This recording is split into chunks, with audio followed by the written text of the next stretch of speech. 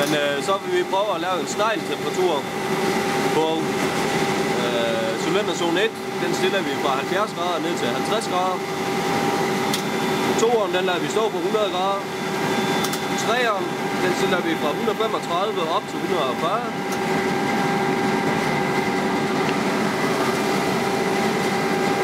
Balancen, den stiller vi ned på 145.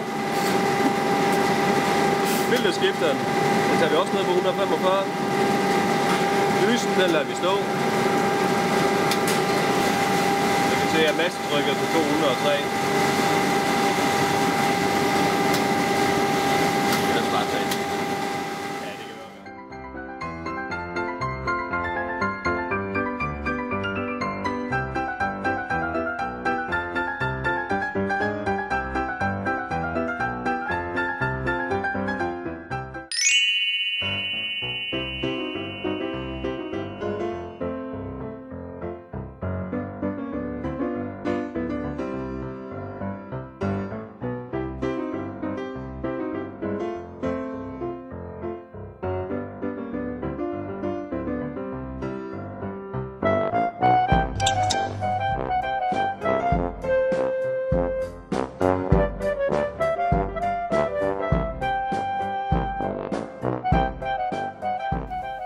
Her ses resultatet af slangen kørt med en stejl temperaturkurve.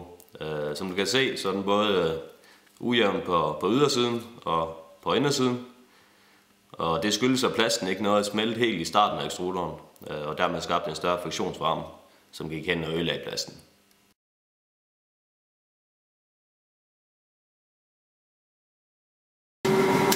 Vi vil prøve at køre en slange med en flad temperaturkurve, hvor vi har cylinder zone 1 på 70 grader, zone 2 på 100 grader, zone 3 på 135, så har vi flancen på 150, mellemhovedet på 160, filterskifter på 160 og dysen på 165.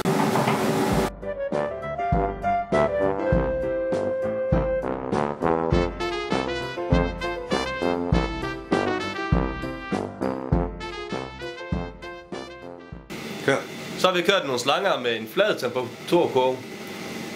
Som I kan se, så er den mat udvendig, og den er blank indvendig. Den er også meget ujævn overfladen.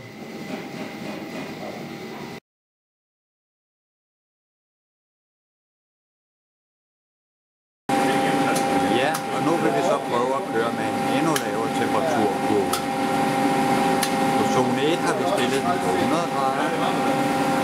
Zone 2 har vi stillet den på 120 grader, og på zone 3 har vi stillet den på 130 grader.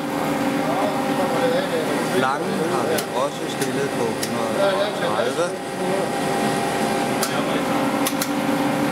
Zone 4 mellemhoved har vi sat på 140. Og filterskiften står på 135, og lysen er blevet sat på 180.